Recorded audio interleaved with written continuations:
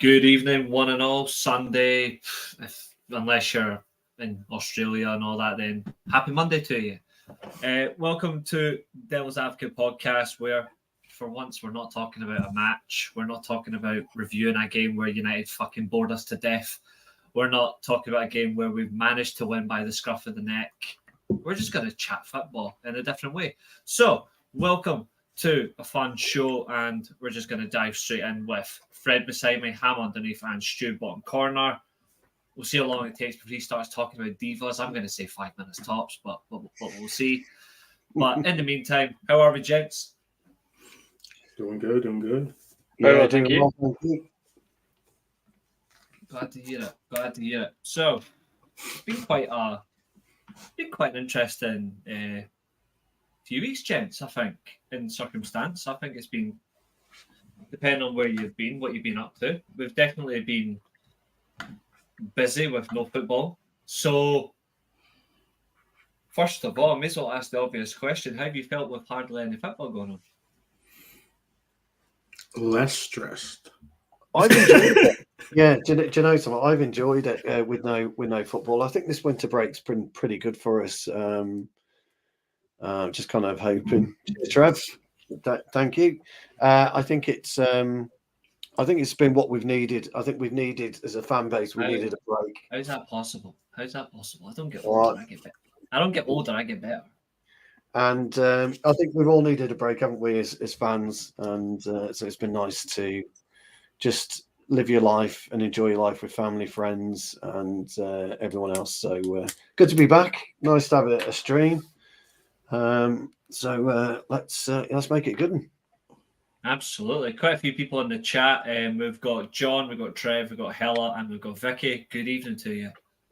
I'm leaving one out because it's a twat. Is that Trevor? No, Julio. Oh, okay. Trevor. It must be done. Am I using the microphone? No, I'll just say the mighty. Oh, got it. Get the mighty Tipton Town in. Here we go, everybody. The mighty Tipton Town. That's us. There we go. It's your second team, everyone. The mighty Tipton Town. There it is. Pride. That's how you do it. No surprise. It seems to work. But yeah, it has. There has been a lot of football on, so I've mostly just been watching European stuff. I don't know about you guys, but I haven't watched hardly any of AFCON. Doesn't really bother me. I prefer the Asian games. It's more entertaining. Yes. Like just watching Japan dismantle everybody. Like that's proper football. I've not watched any of it.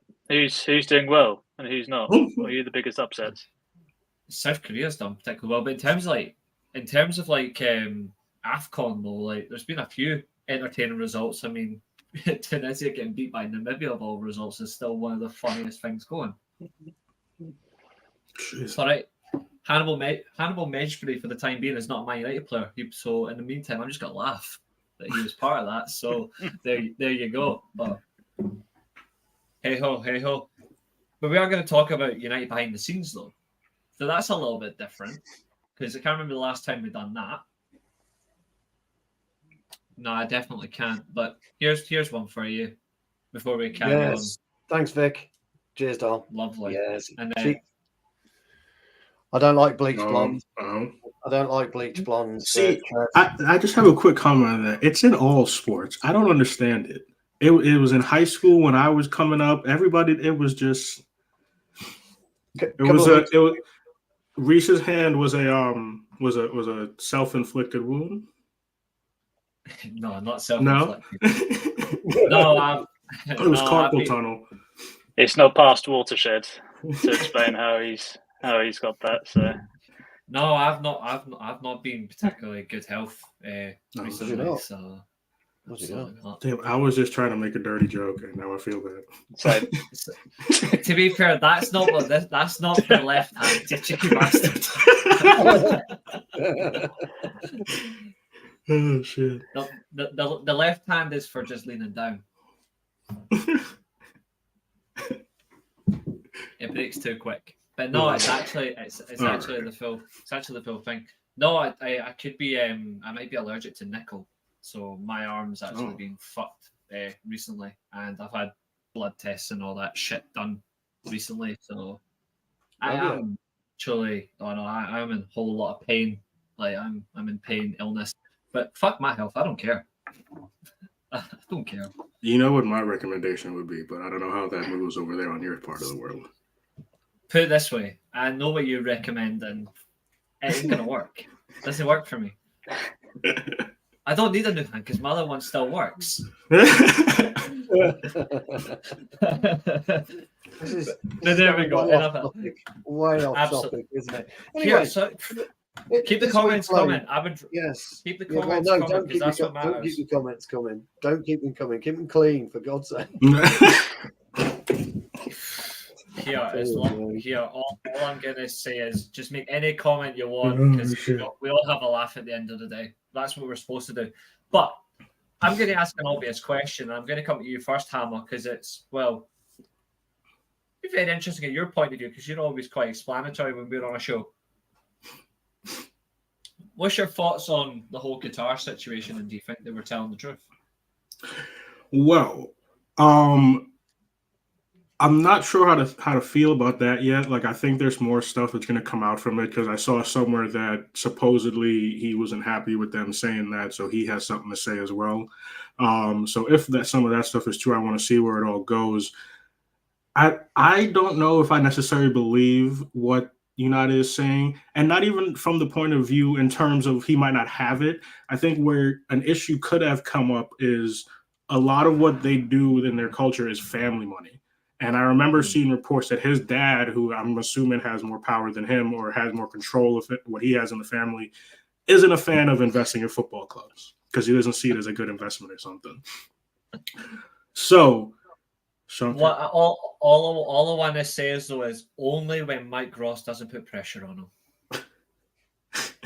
Yeah, I got the reference. So, no, yeah, I want to see where it goes. I would be surprised if it got to that point because I'm sorry, like I think in any realm, that's a lot of money to bluff. You know what I'm saying? Like, so I want to see where it all comes out and where it all leads. But that would be some shocking stuff if they. I mean, but I don't know. I don't see my mind goes and also in terms of business, I don't see who would benefit. Like I know maybe the Glazers, but nobody else was coming in with a full sale bid. So I don't see, you know what I'm saying? So, yeah, I want to see where it goes, and I'd be surprised if it actually is true. And part of me also wouldn't be surprised if the Glazers was bullshitting to make themselves look better somehow because, it's the Glazers. That's certainly something, and I think that's a very interesting point to make. Fred, my man, what about you? And I'm going to ask you a different question. Do you think the Glazers are telling the truth?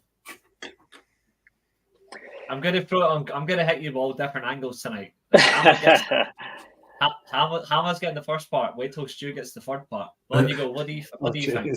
Yeah, I mean, look, what we've heard so far, we haven't heard from the Glazers. It's all the intel's come from the SEC. So I guess what you have to take from them is everything what they've said on face value. So I was always a little bit skeptical of the Qatar bid personally. I never really, throughout the process, I didn't really pay attention to any of it until something was finalised, and that was on Christmas Eve last year when we had the official announcement. So personally, or with hindsight, I think it was all largely propaganda. It was largely a big PR pitch. I mean, we didn't see it, barely anything of Sheikh Jassim. We just saw officials. We saw Jim Ratcliffe personally at Old Trafford, and his sort of entourage, said Dave Brailsford, and so on. So, in all honesty, it doesn't surprise me. All of this is what's coming out. We're never going to find out what actually happened.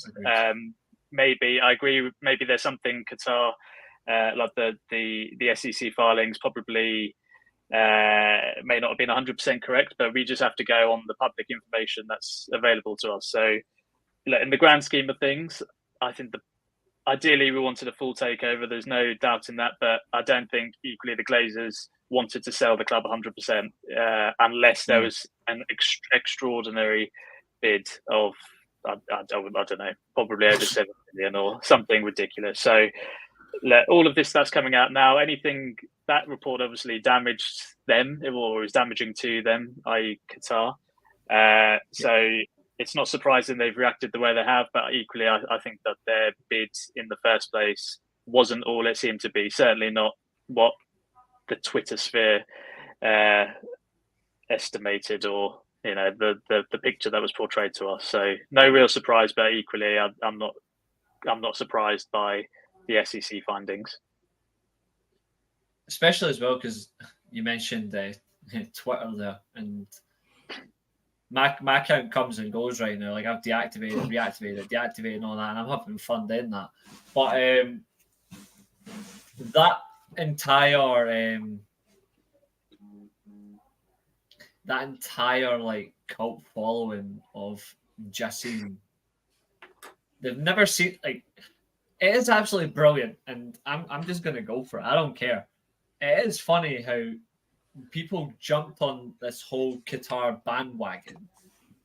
They've never seen this guy in their life. They don't know what he looks like. Well, I will just say myself some self-defense. I was just jumping on Full Sail was my main part because I the Full didn't really Sail's care fine. who it was. The Full Sail's fine. But what I'm saying is the humor that nobody's seen this guy at all. They've never seen this guy in a social circumstance. And then all of a sudden, this guy's here to save United. He's going to do all this, do all that. Based on what? Like, legit, based on what? And you ask them that, and then they'll always be, it's always, he's going to buy the club 100%. Oh, he's with the 92 and all that. And I'm like, bullshit, bullshit, bullshit, bullshit, bullshit, bullshit, bullshit, bullshit, bullshit, bullshit. David De Gea. There you go. There's a full 11. There's a full 11. Fabricated nonsense, and it's just brilliant. Like, if anything, it made me laugh. But if it was legit going to happen, you would have at least seen the guy at least once. We saw nothing like him. That's the thing, isn't it? Like, you think about look at all the precedents, all the other clubs, even your Cities, your PSGs, even the US consortiums, they all did interviews, all of them. Exactly. And you have to put your face there. You put your face to the bid. That's exactly what it is. You want to showcase yourselves. That didn't happen. So, yeah, very suspect from the start. Exactly. Sheepman Sur was fast to get out the run to show he was going to buy Man City. He was quick on that one.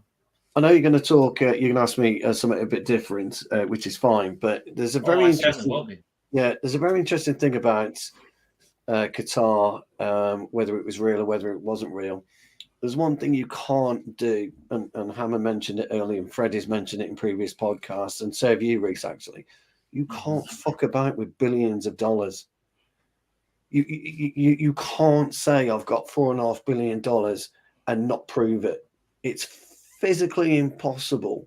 Okay. It's like any of us going into Porsche dealership, and it's a very, very small example, guys.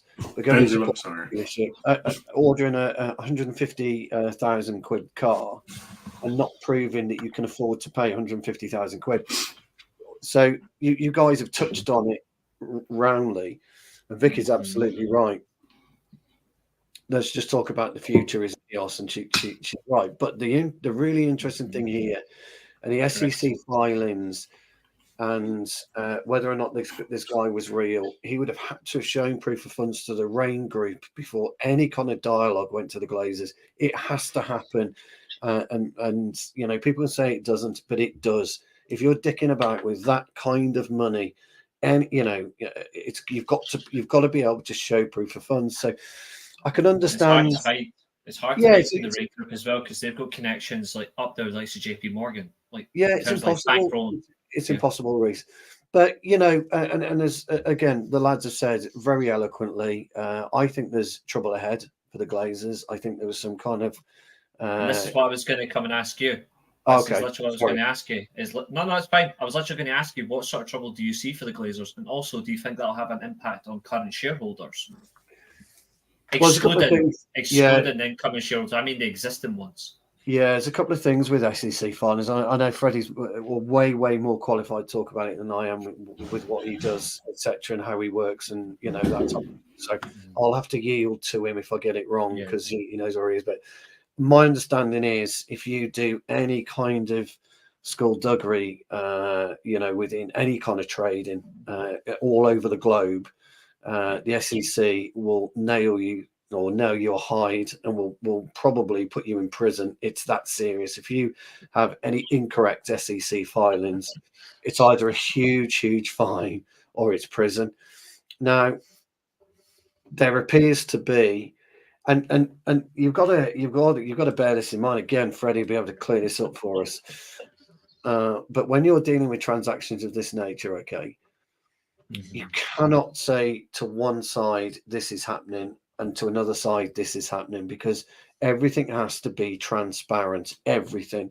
And if it isn't transparent and there is some kind of insider dealing, insider trading going on, then it will be uncovered. Now, Freddie, it might take 3 years, mightn't it, to uncover it, maybe 4, but it will be uncovered, won't it? Because the paper trail has got to be hidden somewhere along the line. Well, it is deep. Like, you can get it can go further than that. You can have records up to 10 to 15 years based on records that you're well documented for. So, like, it's part of my job. I think it's still within finance as well. So this is quite interesting. I think I'm going to enjoy this. I'll get Freddie's point of view very shortly. But I think it's massively interesting. That far. Bloody Sheffield Wednesday, Trev. This is the mighty Tipton Town, son. The mighty Tipton Town. Come on, crikey! There it is. Let me stroke the badge for you. Hey, Trev, come on. I just think it's it's a very difficult one, Reece. I wouldn't put it past these Glazers, by the way, to have done something underhand. You don't be. I think it's massively.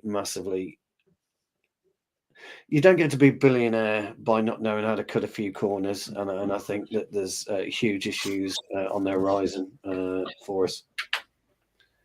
No, short but sweet. I'm sorry, short but sweet. That's one way to put it. I'm happy to go with that.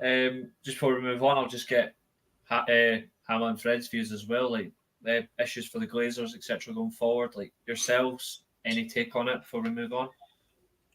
I mean, I'll keep mine short and sweet and be petty and say, yes, I hope some shit turns up. I mean, like, and what I mean by that is, like, there's been a few, I don't know if NFL teams, but I think at least one NBA team, one NFL team has been forced to sell because of some shit coming up in reports and different type of things. So the petty in me is like, yes, I hope some old Manchester United employees get angry at them and report some shit, and it's bad enough that they have to sell or something.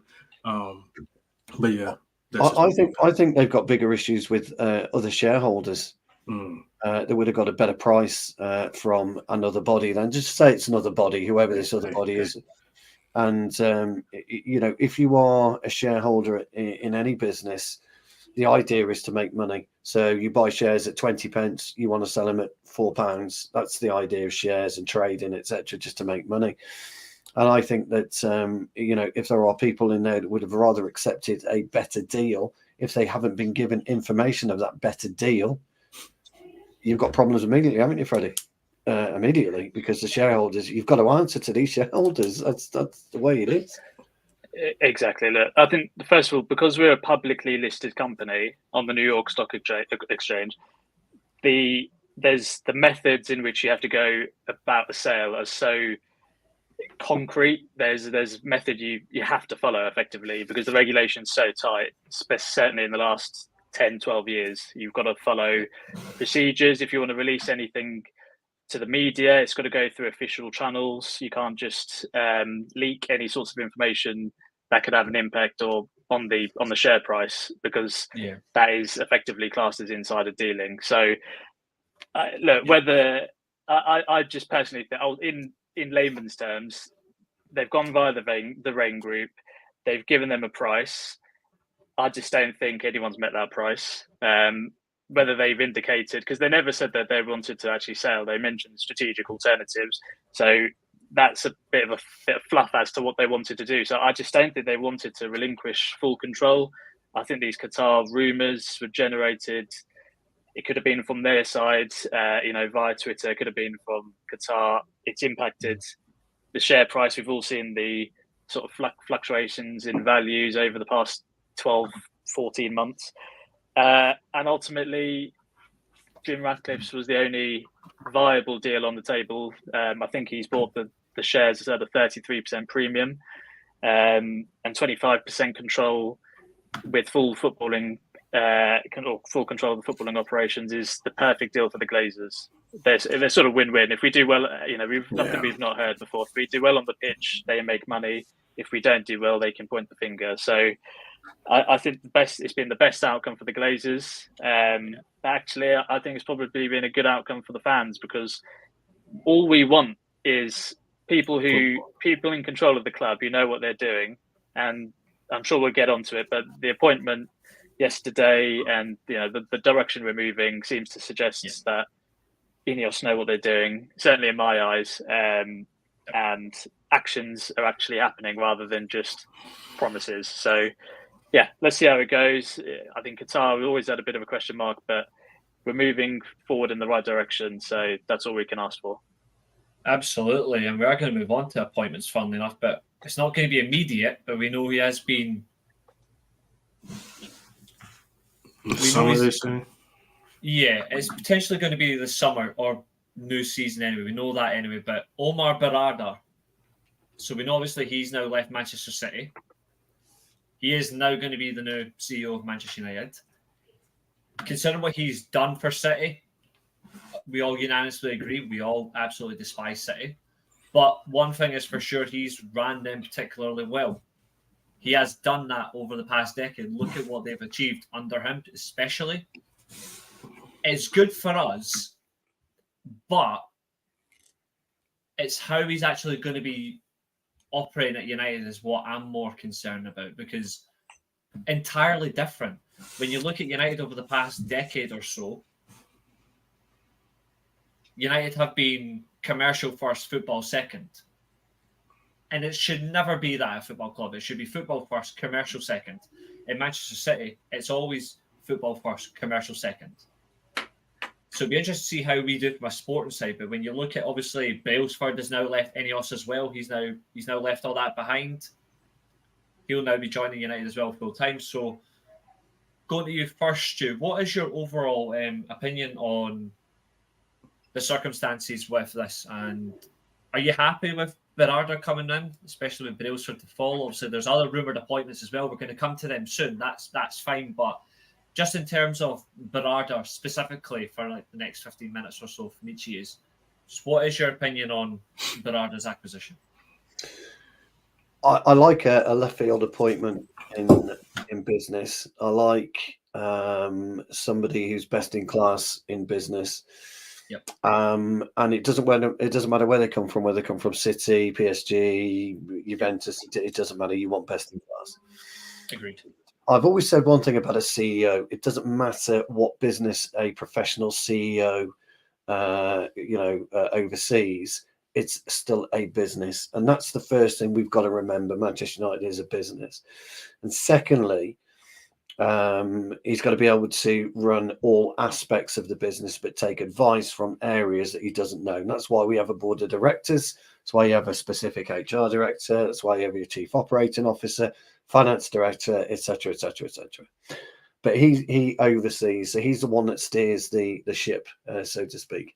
What's interesting to me about this is the way that it was done, and that nobody knew about it until Ormstein opened his mouth, and then all of a sudden Manchester United thought, well, we're going to have to. Well, City first and foremost released a statement that he'd resigned, and I don't think many people actually saw that statement. It didn't appear to be nationwide at all, that particular statement, that he'd resigned. Then all of a sudden Manchester United come out with a statement saying we've appointed Berrada. We appear to have a first-class operator here, and that's the key word to me, is operator. Somebody who has a huge amount of business acumen and somebody who has a huge amount of football acumen. That is the dream. David Gill was very, very similar 10 years ago to where we are today, and that's been the dream for us. It's a serious appointment.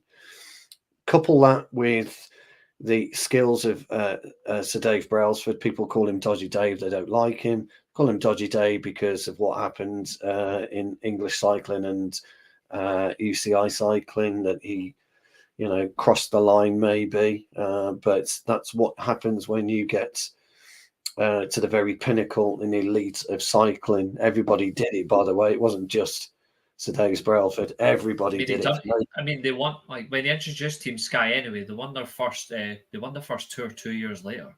Like, correct. Everybody knows it's well documented. Like, they had the best in class, and within 2 years, were already winning things. So he moved everybody. Yeah, so he was doing England, and then he pushed over to Team Sky.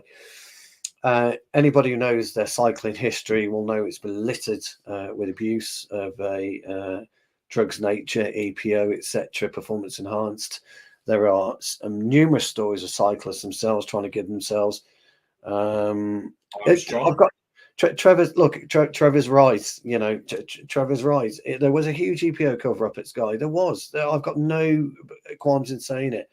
And I'm not, by the way, Trevor, what I'm about to say now isn't anything else but the truth.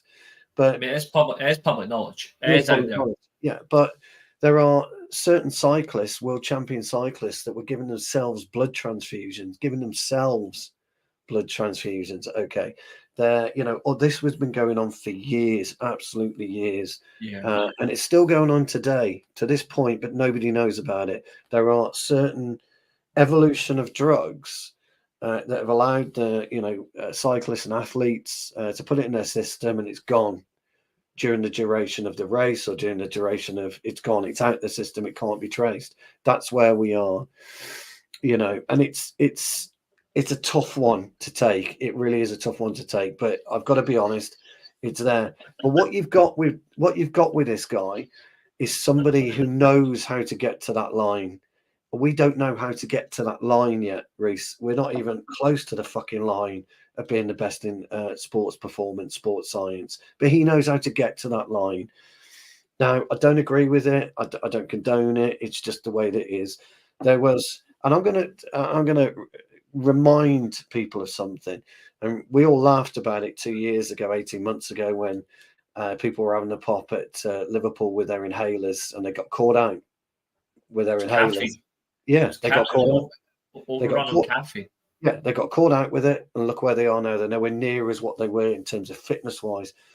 Guardiola's been doing it for years as well with Bayern Munich. It's documented by Barcelona, Bayern Munich, City. He's been investigated. They know how to get around it. I promise you, they do.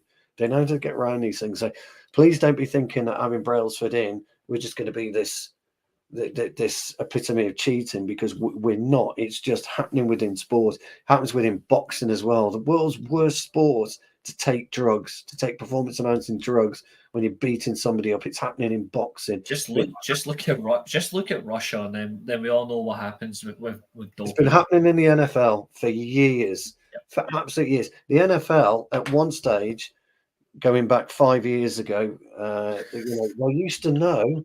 These players used to know when they were going to take the piss test, and they would have clean urine. I'm sorry, it's the best shit. Yeah. That shit is hilarious to me when I start. I just want to. That is true what Stu's saying, and it's retired players talk about it now. Yeah. They literally tell new players coming in who they knew, for example, took a puff or something. They'd be like, "Hey, in a month or so, we're getting the piss test is coming, so cut it out from now, so you're clean by the time the piss test comes." It's true. Another one's accurate. John Jones as well, yeah. If they were caught, or 2 days before, they would have somebody else's urine, clean urine, pumped into them. I swear to God, all this happens. So we've got to move away from Dodgy Dave. My point of all of this, Reece, is that the past is wrong. It is wrong, but look what he's achieved. And this is why he's over. Yeah, Tyson Fury as well. Exactly right. This is why he's over. INEOS Sports at the moment. This guy is another world-class operator. I hate the term world-class. You all know I do. I don't like it. Only when it's used appropriately, then I'll deem it necessary. Yeah, but he is a first-class operator. He really is. And if we can bring in the other bodies and names that you were mentioning, Reece, you have got a serious roster at the top end that could start to change Manchester United. So the Manchester United we know today will be completely different to what we know in 5 years' time. Because that's how it'll take. there's only potentially 3 or 4 names I actually feasibly want to come in, and Yeah. I'll get to those names later on. One of them isn't even on the list that we're going to talk about, but we're going to get that. Yeah, that's true. Julio, Pep Guardiola did have a drug scandal in the 2000s. He also did when he went over to Italy as well. There's another one that is under the radar, but not if you know a few people in Italy. Oh, wait. But, hey-ho, we are going to carry on. Hammer, what about you yourself regarding Berrada? And what else would you like to see once he officially comes in? Like, what would you like to see him do first, though? I mean, so when he's not going to be the one making the final decisions, I guess, in the rest of the setup that's coming in, there still will be everybody else. But I mean, in terms of, what do you mean? In terms of like the squad, like player wise, or do you just mean in general? Just in general. Yeah, let's just forget the playing squad because that's not really at the moment. That's not relevant. For me, I'd put it this way: from a business mindset of how I think of things, and I'm probably not as inclined as Stu and Freddie are. But I'm gonna, in terms of experience, in terms of like officially knowing stuff. But I think both business and for sports teams, it should be just set up in the sense of immediate, short term, and long term. Yeah. And I think there's not been any plans at Manchester United for a long time, any concrete plans. So, like, what I would say. What? I wouldn't do that. I wouldn't do that to him. That's cold. I wouldn't do that. Listen, I'll put it this way. Do it behind the scenes. I'll put it this way without referencing specifically. If I wanted to, I could spend the next 30 minutes on here actually talking about benefits, sports, and otherwise of that thing that you're referencing, but we'll keep it to football. I want to see him actually get shit rolling in a manner that shows there's some type of progress for what's coming up in the future. Like Stu said, in the next 5 years, shit's going to be completely different in Manchester United. And that's from field all the way up. And hopefully it actually starts showing, whether that's lifting trophies or whether that's simply just competing for them. But he needs to show that there's going to be some actual steps to getting or making sure United both gets on and continues on that path. Because, like, we can, even if we want to be honest, we can say there might have been times where we all got a little bit too excited seeing either a coach or X amount of players coming in, or however shit was we thinking it was going to change, and it just never does because there's not any actual setup from the top down at United. So hopefully this is going to change that. And somebody like him, who, we've seen the success he has, and cheating is there's a lot of cheating, like Stu says, in all types of sports, and so I don't know. I don't think we need to be obsessed with that part from his past. I think we need to be obsessed with the more immediate past that he's had and the success he's had. So hopefully it turns into him actually making some concrete steps in the right direction. But I'm still at a point, and I think I said it the last show I was on. I need to prove it. I want to see it, and I want to see it proven for me to start actually believing in it. And like Freddie said earlier in the show at the beginning, it does seem like some genuine actions are happening, which we haven't seen a lot, just a lot of talk from Manchester United in a long time. But I still want to see the finishing of those actions, if that, right? Like, I want to see the follow through, if you will. Absolutely. And I think that's very fair. And I appreciate your way of going around it, because it's totally different when you look at perspective. We all have one, and it's actually good that we've got that. So I appreciate it for that. Freddie, yourself, what about you? Like, your what's your perspective on Berrada? Another one I want to put on you as well as an additional point is, where do you want to see him focus first in terms of appointments? Because obviously we're going to come into director of football as a particular topic. Would you rather he go in a different action, or would you rather he sort that position out first? So start with what's your overall opinion on him first before we get to the second part? Overall, I'm cautiously optimistic. I never get carried away, whether it be transfers, whether it be appointments, because even the best appointments on paper just don't work. And I think, our club's been indicative of that the last 10 years. So cautiously optimistic, but optimistic nonetheless. Time will tell. Ultimately, I think what he needs to do is study Ed Woodward, Richard Arnold, and then just do the complete opposite. And then hopefully we'll be on the right track, because the way we've been run is just been an absolute shambles. Now, I think the first thing he needs to do, and what ultimately a CEO's role is to set the culture. Now, that's a very general, broad term, I know, but cultural is a top-down thing. Whether it's a football club, finance, whatever business, the culture is set at the top, and the CEO is the person that sets that. So he needs to set a culture of that mediocrity isn't acceptable. We need to be the best in all areas. We're the biggest club in the world, and I think the statement that the club puts out, I think it said something along the lines of putting football back in the main priority of decisions, in so many words. That was very, very damning, and I think that was intentionally worded like that to show that that obviously hasn't been the priority, and explains a lot as to why we're in the situation we are in. Absolutely. In terms of what appointments, look, by doing that, what does he need to do? He needs to put the best people. He needs to develop a structure around him and put the best people in place of that structure. Now, we're hearing Dan Ashworth, Paul Mitchell. Dan Ashworth, the sporting director, Paul Mitchell, head of recruitment. If he does that, I think that would be brilliant. Absolutely brilliant. Do I think that would happen? No, I don't. I think that's just too unrealistic. Certainly the Dan Ashworth one. I just can't see him leaving Newcastle. But something, having that structure, something in that ilk is what needs to happen. And it's got to be football. It's got to be footballing people who've done it at the highest level. We've got to go external, I think, because we have this. I think the good thing about this appointment is we went external, and we went for someone who's been in the game. I mean, he's been at Barcelona for years, as you mentioned. He's been at City. He's worked his way up at City. I think many were saying that he was going to take over Soriano at one day as their CEO. True.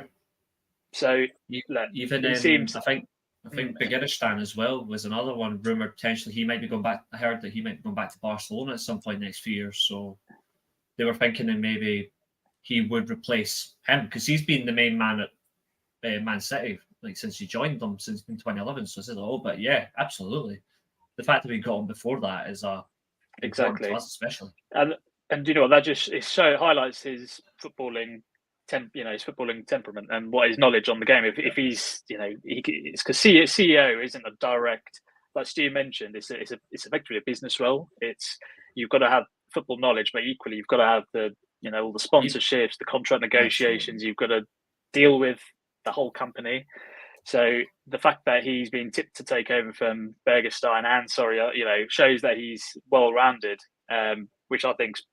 He ticks all the boxes in terms of what we're looking for from a CEO. So I think it was a brilliant, potentially a very good appointment. And I like how they did it with no journalist knew it. It was only an hour or two before the news was released that, it got publicised. And I think that is purely because of the INEOS input. It wouldn't surprise me that INEOS were talking to them. INEOS obviously they're yet to be ratified, so they can go through whatever avenues and whatever contacts they've got, as opposed to the Glazers, which are just leakier than a cauldron. So they're very happy, but he starts in the summer. They need to get the sporting director, the recruitment, and everything else sorted between now and then. So it's a good reflection. It's a good reflection that he has to wait that long. On you go. I'll come at a point later on. You go. Just adding on to what Freddie was saying. He's absolutely right about what he needs to do in terms of his structure. The first thing I'll be doing, because he's now on gardening leave, isn't he? And I think he takes over in July the 1st or something. I'd do what Brailsford's doing as well. Link him with me, just completely audit the club. Yeah, exactly right. But the first thing I would do is put a redundancy fund package separate together. I would get that done, because you're going to have to trim, I think, about 100, 150 people that aren't necessary. And I hate people losing their jobs. I do. It's not what I would want, but I don't believe. I think we're overstaffed. And so I would start looking at that. I would then start, to look at the ridiculous amount of finances we're spending and cut back where I could on that. I'd probably get a new CFO in for sure, because I don't think our financial guy's been great. And then I would look to have a series of meetings with Ten Hag. And I would, before I made the appointment of Ashworth or Mitchell or whatever, I'd need to know from Ten Hag, by looking in his eyes, what's gone wrong to date, why did it go wrong to date, and what do you need to put it together. If you come in and you start firing Ten Hag, because you are going to have to fire or let go Murta. And by the way, that guy is one hell of a politician. One hell of a politician. He's been there since 2010, by the way, 2011. He's a hell of a politician, he is. But you're going to have to kind of move him aside. You're going to have to move Fletcher aside, move him maybe back to coaching or something along those lines. I don't know. To be fair, sorry to cut ahead of you, but see, just from a commercial standpoint, Keener's right. This is something that Woodward was a specialist in. He just didn't understand football. The money and all the commercial, right. He was fantastic. Yeah, no, I totally agree. And then I'd need to know from Ten Hag. Wait 1 second. I was going to say, do you even know who CM Punk is? No. Oh, he was a wrestler, wasn't he? That's funny. I'm having words with Keane. Having a conversation on words to text via Keane's message. Do you know who CM Punk is? Yeah. Behave yourself. And then I would want to know exactly what structure Ten Hag wants to work within, so that we can get the best out of him. Okay. And then if I didn't agree with it, that's when you implement it. And that's the key to being a great CEO, is conversation, listening, and then action. And a good CEO acts for the betterment of the business, or in our case, Manchester United, not for the betterment of everybody else. But you've got to give those people the chance to demonstrate to you why, or have a discussion of how that would work. And then once you've done that, you then start the arduous task of player contracts and getting rid of players that don't necessarily need to be at Manchester United right now. And herein lies the problem. And herein lies the problem for these guys, because again, you've got to go back to a structure, and you can talk to any Manchester United player in the past who's been sold. They used to either get a phone call or they'd meet Sir Alex Ferguson. His words were, "We've sold you. We've accepted an offer. You're leaving." That's it. The end. No fucking agents coming in. Nobody crying. And we've got to get back to that kind of system, because that's what happens I'll tell you what, that happens at City. Cole Palmer is a very, very good footballer, as we know, a very good young footballer. They wouldn't guarantee him anything, told him to leave. Those are your choices. Sit in the reserves or leave. So that's it. He's quite good from the penalty spot. I'll give him that. He's quite good from 12 yards. The end. And that's what he's got to do. Now, I think he will. I agree with Freddie and I agree with Hammer. I think he will. I think he's got that backbone and that wherewithal to let people know exactly where they stand in the system. But ultimately, there's two main bosses, in football clubs. That's the CEO and the manager. Those are the two main entities. So the manager for the football team, the CEO for the business. Everyone else under that umbrella, your sporting director, your Paul Mitchells of this world, and your Dan Ashworth of this world. I think we will get Dan Ashworth, Freddie. I see your reason. I think your reasoning is really sound. I hope so. I think he might want that challenge, pal. This is what I've noticed about this, about whatever people say, whatever City say about, it's nothing. This guy has moved for a challenge. You're looking at a guy who's not going to take the path of least resistance in his career. You're not looking at a Harry Kane. You're not looking at these players that want to go to City, want to go to Bayern Munich, want to go. I'm not having a pop at Harry Kane. Harry Kane didn't have a hope of winning the championship in his career, so we had to go to least resistance. But this guy has got the biggest challenge in world football. I mean, that is some balls, in my opinion, to leave a very well-paid job at a very well-respected organisation. He oversees all 11 clubs, doesn't he? At City. To come to Manchester United, it was absolutely on the ground. It's also his idea. Yeah, it takes to do the whole group thing, like the whole sister network. It was Berrada's idea. Like he brought it to takes balls. That does, in my opinion, to do that, and that's what I'm more comfortable with the fact that he's leaving a nice warm queen-size bed to jump into a single bed, which is stone cold freezing, and that, people don't do that, do they? You're not going to do it. No, and it showed, Like, he supposedly rejected NFL clubs, even other Premier League clubs, everything. So it just shows we've got that pull, and it shows that the project's there for those who want to be involved. So Well, it's something that I say often too. I compared the Manchester United to the Yankees. Like, it's if that team is doing good on the football side, everything else on the other side takes care of itself. And I don't understand why people don't understand that or haven't understood that for the last many years. Absolutely. In Manchester United. Yeah, For sure. There is other potential names out there that could be scoped. There is, funnily enough, one name that we haven't discussed. Now, you've mentioned the likes of, we're about to jump into the director of football side, and I'll be starting with you, Ham, and all that. Because we've got about 7 minutes left, so this is going to be the last topic of discussion. Gotcha. But there is another name, and funnily enough, he's also working in France, and he is considered at the top of the pile for director of footballs, and that's Luis Campos. He's another one. And to be fair, Ashworth at Newcastle and Brighton, no problem. Like, I'm not got an issue with that. Me personally, I would rather go for Campos. He's got a different sort of connection, especially in Europe as well. Ashworth doesn't particularly have that. I think that's another thing that's very important when you look at what we are in a global sense. We're not just going to need local, but we're going to need you out with as well. I think even if you brought in both, you can still do it differently. Like, I think you could theoretically bring in Ashworth to a different role, but still have Campos as like the director of football. Like, recruitment side, I think Ashworth would be okay. I wouldn't make him director of football. I think I don't know too much about him. I know about him; he's been around the circuit for a long time. But I'd put him more in the Paul Mitchell bracket. Campos, I think he's more of a transfer specialist. I think he's got a big resume of players. Monaco, Sevilla. I think he went to. That's it. And he's currently the director of football PSG. That's down to Mbappe, isn't it? Wasn't that Mbappe's signing? Oh, okay. As part of it. He's the one. He's the one. You're absolutely right. He had that golden Monaco generation. Yes. He put that string together. Yeah, he did.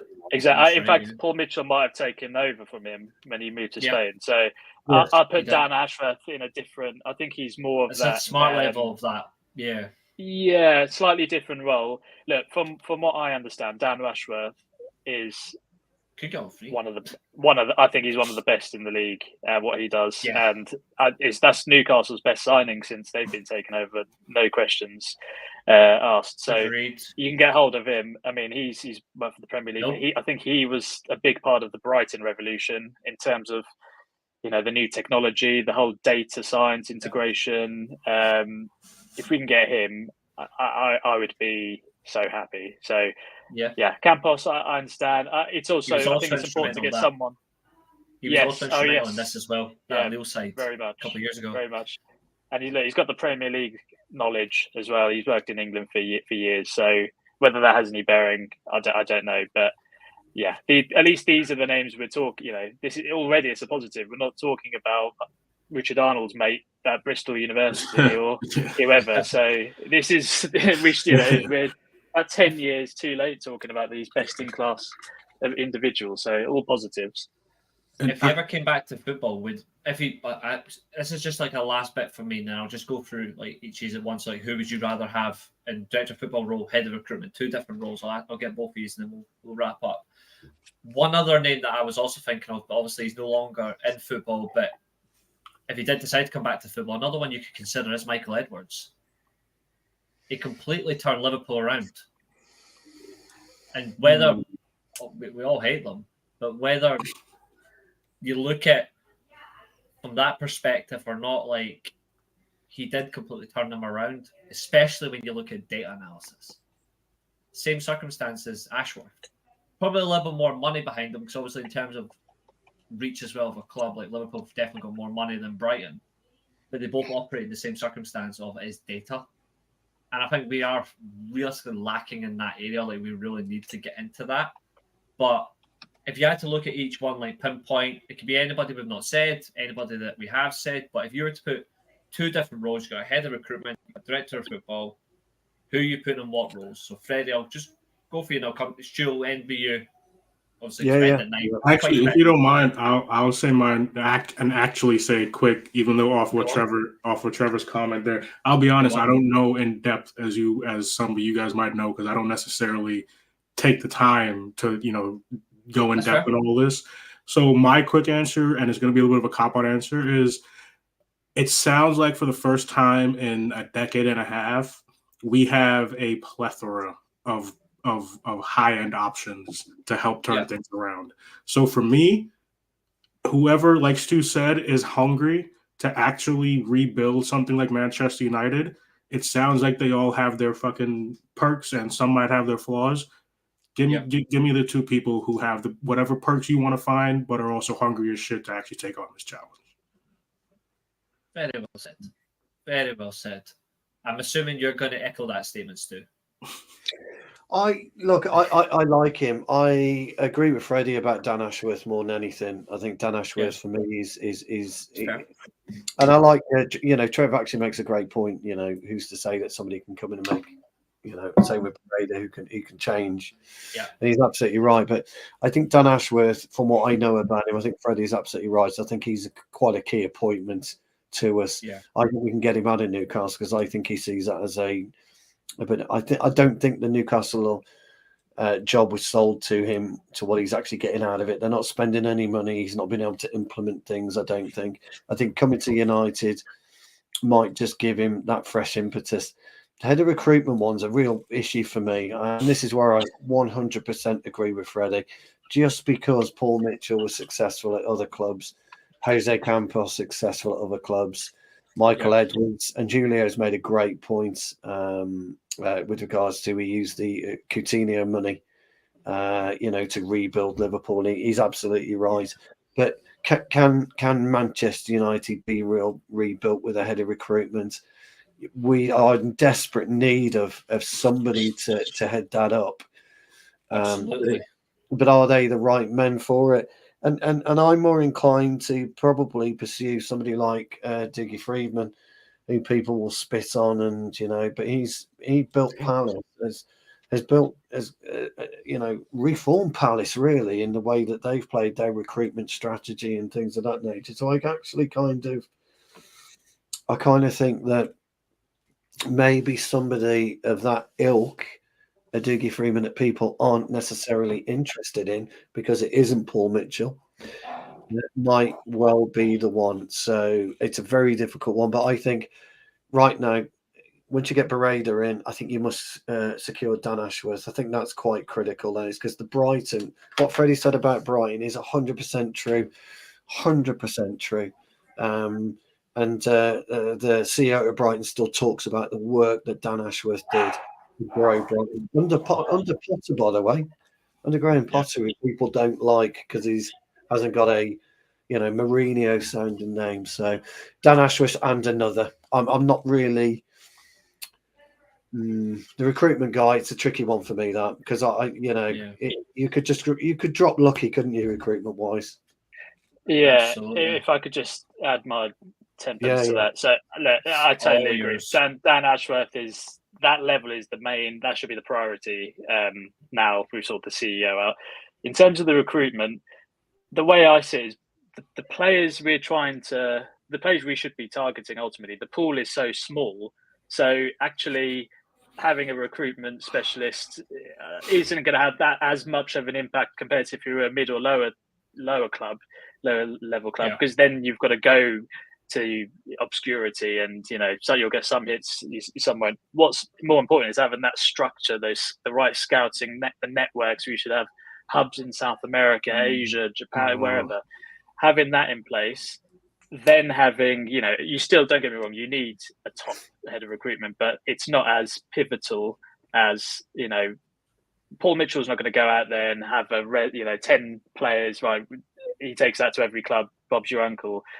He'll work with our scout network. I actually think their role is more important on the youth side, getting those players in, the teenagers, and then developing them for the first team. That's where you get your top recruitment specialists in terms of, certainly at the big clubs anyway. You look at like Monchi at Villa, he's doing fantastic, but it's their guy above him that's put that structure in. And look at every signing seems to be a hit. So Dan Ashworth for me, Paul Mitchell, it's a bit of a fairy tale one. I think he's from Manchester, he's available, we've been linked with him for years. That would be nice, but Dougie Friedman equally, I wouldn't be, I'd be happy with that, assuming we get a Dan Ashworth and the right structure in place. He's the key. Yeah. And just before I go, because I've got to go and pick my lad up. Sorry, everyone.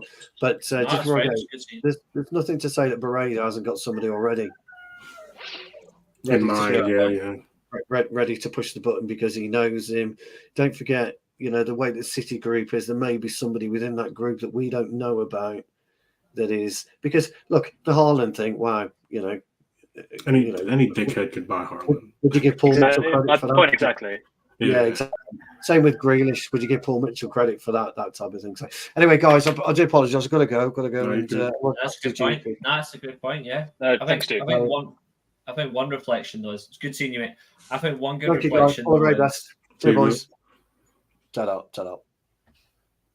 I think one good reflection as well is whoever we do get, it's not just one. We need at least 3 or 4, maybe 5 like this might sound extravagant, but we need a maximum up to 5 operators at the football club. In specific roles, we need at least 4 or 5, not just 1, not 2, not even 3. We need so many because there's so much that needs to be undone over a 10-year basis.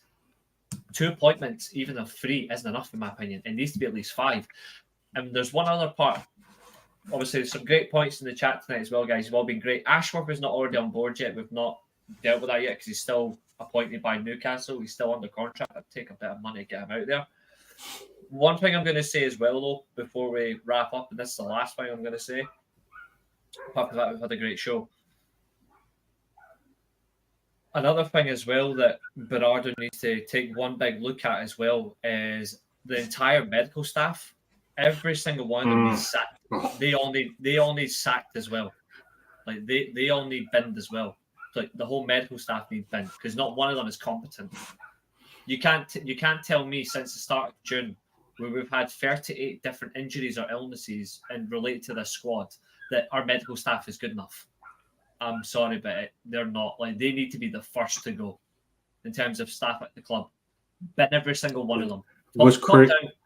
What's crazy is they haven't even been on my mind and all this going on, but you're so right, too. That's like I usually am. All right. Now I take it back.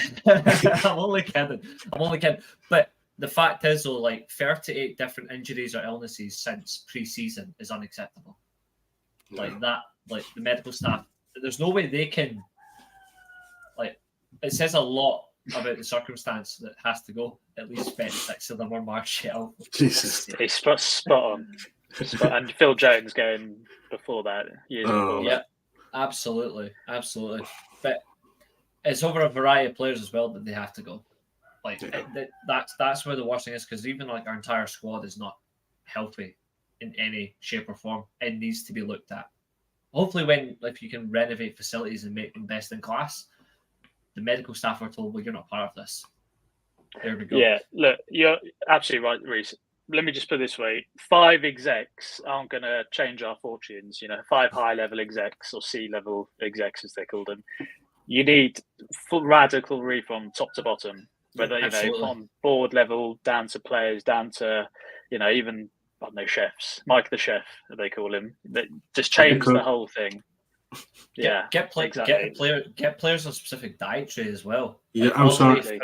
I mentioned something like I don't know if they do. They might or might not, but I feel like specific dietary and specific weight room workouts. Like there's so many people on this team who get weird ass muscle injuries. Like y'all should be concentrating on fucking making sure those muscles don't get injured.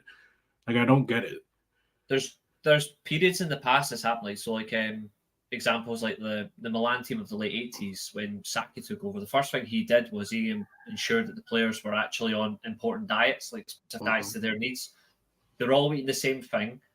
lunch and dinner at training, because they were trained so many hours a day. Lunch and dinner, this is what you're eating, that's the end of it. And obviously, we all know what the Milan teams did in the early 2000s when they when they reshafted their medical staff, like Milanello and all that. They were fantastic for older players. They just didn't get injured. But it's important.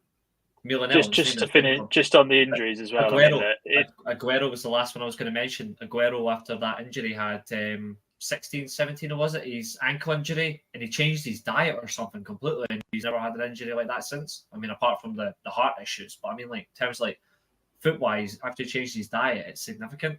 So it's important. Yeah, look, ultimately, you've got to do what you can control. There's going to be an element of things you can't control. Yeah, injuries is such a bigger picture because you've got to look at it beyond the season. Obviously this season's been a horror. You can look at things like our pre-season. We were traveling bloody all over the place, and players weren't having rest. That element's got to stop. This is the footballing decisions that the CEO and the right footballing people can have an impact on, and then that will then lead on to improvements on the pitch. You've got to improve your recruitment, your due diligence of players. If you're going to sign your Martials or, people who are just going to get, really bad injury records, all of these things, go beyond. Injuries aren't just people getting, unless it's an injury on the pitch where you can't control it. You've got to look at the source of the injuries and think about recruitment, think about the schedules, think about, data science, improving your technology, improving your training ground. All these things now are what Ratcliffe has to do, as well as the staff. There's bigger implications. I think if we look at players as well, I think another key thing as well for players that particularly we want to look at, regardless of their age, is how many games they average a season. Because obviously we average, we play. I think Mbappe just commented this. Yeah, we play 70 games a season. We should be seeing if players can play one. I would say an average of our squad all the way around, we should be having players have an average of 50. I'd say 55 to 60 games. Considering the amount of games we play a season, they should be hitting that plus 5-6 games where they don't get used because we don't need to play them. The main core squad should be playing at least 55, 60 games. Well, that point you brought up at the end there, because Mbappe, when he made a statement recently, and he actually compared it to NBA, and he was like, the NBA has 82 game seasons, but people get rested. You know what I'm saying? Like people, they're not playing. Some of your stars don't play an entire game. Sometimes you just sit them for that game. They get a DNP, did not play. That was it. Then they just didn't play. Yeah, exactly. So. And there's several players that we can definitely afford that circumstance right now. Yeah. Well, can afford that if we change it. Yeah, on you go. Last. One of the biggest changes that I want them to make, and it links into other things, but on the point of injuries, is change the contracts to performance-based contracts. Don't just give 300 grand base, because when these players get injured, where's the incentive to come back as soon as as fast as you can, get your rehab sorted as soon as you can. You've got to, as soon as you play a game, that's when you get your variable bonuses. And we have not done that. And I'll tell you what, Liverpool have done that the best. They're spot on. All their salaries. City do it. It's all wage caps, and it's all performance-based bonuses. And I'll tell you what, just from a psychological point of view, you won't see as many injuries because the players, it's in their interest to get their rehab sorted as soon as they can, not just in the hands of the club. And actually, sorry if you don't mind me, and I know we got to end it soon, but I'll take a quick shot at the medical staff and kind of also the players and use NFL as an example. You can find in the last couple weeks before playoff seasons and everything started recently, players were literally celebrating live in game because they made their tackle quota and got an extra $200,000. They got the extra sack and got an extra $500,000. You know what I'm saying? Absolutely. And then in terms of the medical staff, my shot also with the NFL is, I know NFL only, now they play 17 games, which I think is stupid, but because they added a game. These guys, NFL players, keep themselves, patched together enough to play. The medical staff keeps them together enough to play at a high standard. And some of them end up getting surgeries when the season ends because they need it. But, that's in that type of game. That's in a freaking ridiculous game like American football. There shouldn't be this many injuries when you can have this much time to take care of players. with such a low impact type of sport. Agreed. No, I agree with that. That's a great closing comment. And I think if we can get to the bottom of our issues in the best way, if it means having to revamp the medical team, then even better. I still think that has to be done purely in the circumstance that our medical team is shocking. We should be getting those level of injuries. Like, I can understand having those kind of injuries at the end of the season, especially with the English game, with the level of schedule that they have to play. Another thing as well is, like, all round, that schedule needs to be looked at. Like, that does need to be looked at. End of the day, I love Christmas. I love football. I don't really love Christmas. I love the peace. But football, I don't need to watch football on Boxing Day or like that.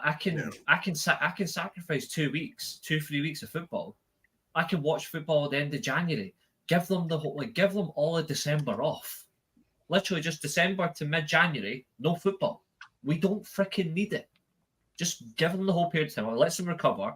Second half of the season, they're good to go. You're less likely to see injuries as well. On a heavy standpoint when the schedule gets really insane. But that's another thing that can be looked at. I don't know. Who knows? Sacrifice the Carabao Cup for all I care. Nobody really wants anymore. Shit. But these are all the things that a new CEO can implement. So I'm sure he say Dave Brailsford, that's what they're going to look at now in this audit between now and the end of the summer. So hopefully they pick up on all of this and everything else, and we see basically a fresh start for next season. I hope they audit the dog shit out of them and put all the findings, put everything up. So do I. So damning. Oh my god! Absolutely, guys. To everyone that's watching tonight, thank you for your comments. Since the very beginning, it's been absolutely brilliant. We've run through this well over an hour. We're an hour and 7 minutes in. It hasn't felt like that. So thanks to everyone that's watched. It's been a pleasure. The channel will be back throughout the week. Just keep an eye out, get like, share, and subscribe. You know the jazz. I don't have to tell you all that. But in the meantime, stay safe. Bye for now, guys.